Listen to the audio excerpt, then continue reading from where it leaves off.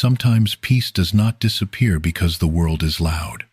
Sometimes it disappears because we stay too close to everything that disturbs us.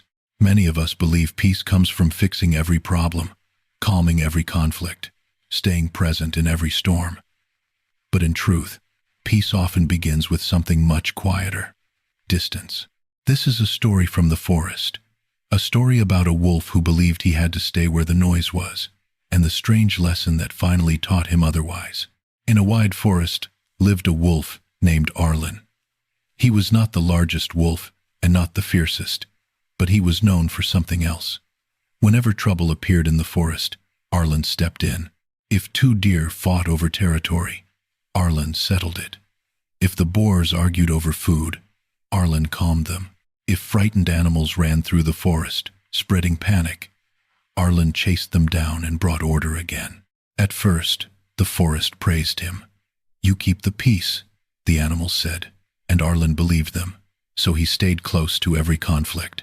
Whenever voices rose, Arlen appeared. Whenever tension grew, Arlen placed himself between it. But something strange began to happen. The forest grew used to his presence, the way a path grows used to footsteps. The more Arlen tried to calm the forest, the more conflict seemed to follow him. Arguments grew louder. Animals waited for him instead of solving things themselves. Soon, every small problem in the forest became Arlen's responsibility, and the wolf, who once loved quiet nights, began sleeping less and less. When animals argued, they did not try to resolve it anymore. They simply said, "Call Arlen." When a disagreement appeared near the river, someone said, "The wolf will come." And Arlen always did. At first, this made him feel important. But slowly, it began to feel heavy. Peace that once felt natural now felt like work that never ended. The quieter he wanted his life to be, the louder the forest seemed to become. One evening, after a long day of settling disputes, Arlen walked far from the center of the forest. His head was full of noise. Voices echoed in his memory, complaints, arguments, demands. For the first time in many seasons, he wanted nothing but silence. As he walked, he reached a quiet hill where an old owl sat watching the forest below. The owl had lived there for many years. Most animals respected him, though few understood him. Arlen sat beneath the tree where the owl rested. "You look like a wolf who carries too many voices in his head," the owl said. Arlen exhaled slowly. "I try to keep peace in the forest," he answered. "And yet you have none of your own," the owl replied. Arlen looked up. "How did you know?"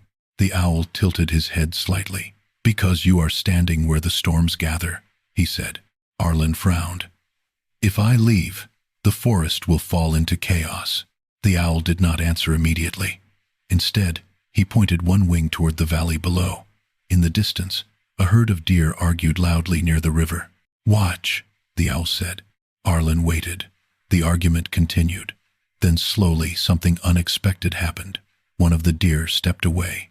Another lowered its head. Within minutes, the noise faded. The herd moved apart, and quiet returned. "No wolf was there," the owl said calmly. Arlen remained silent. The owl continued. "Have you ever noticed something?" "What?" Arlen asked. "Storms grow strongest where the wind circles them." Arlen did not understand, so the owl flew down from the branch and landed beside him. "When you stand in the middle of every conflict," the owl said, "the forest learns something." "What does it learn?" Arlen asked. "That peace belongs to you," the owl said, and so they stopped creating it themselves. Arlen felt something shift inside him. He remembered every argument, every time animals called his name, every time he stepped between them. Perhaps the forest had not needed his constant presence. Perhaps it had simply grown used to it. The owl spoke once more.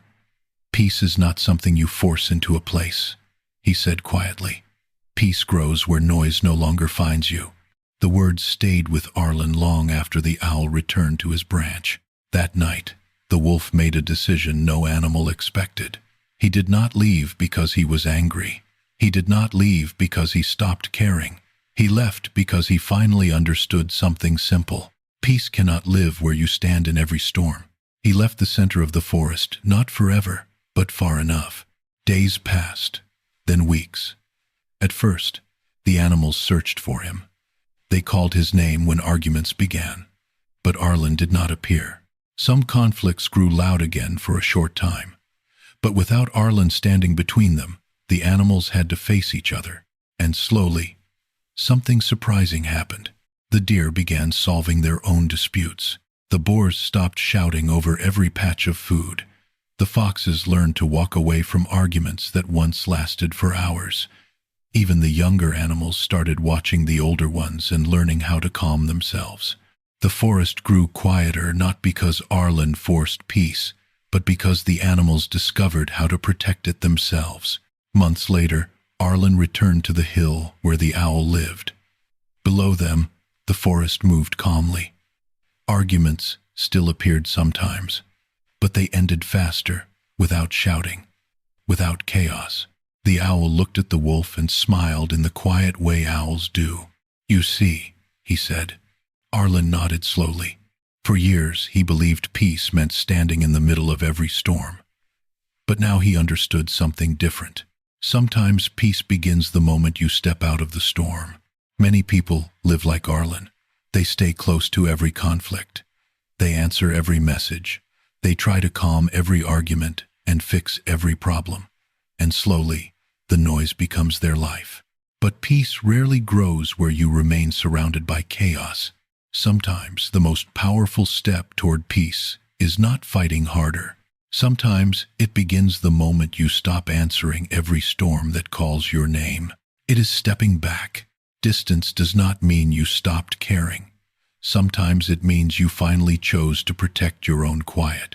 And when you do that, something surprising happens. The world learns how to carry its own storms, and you finally hear the silence you were searching for all along. If this story made you pause for a moment, take a quiet second and think about your own life. Where are you standing in the middle of storms that do not belong to you? Where are you trying to calm noise that was never yours to carry? Sometimes the most powerful change begins with a single step back. If this story spoke to you, write one word in the comments: peace. And if you enjoy stories that reveal simple truths about life, subscribe to this channel, because sometimes a quiet story is exactly what reminds us how to live differently.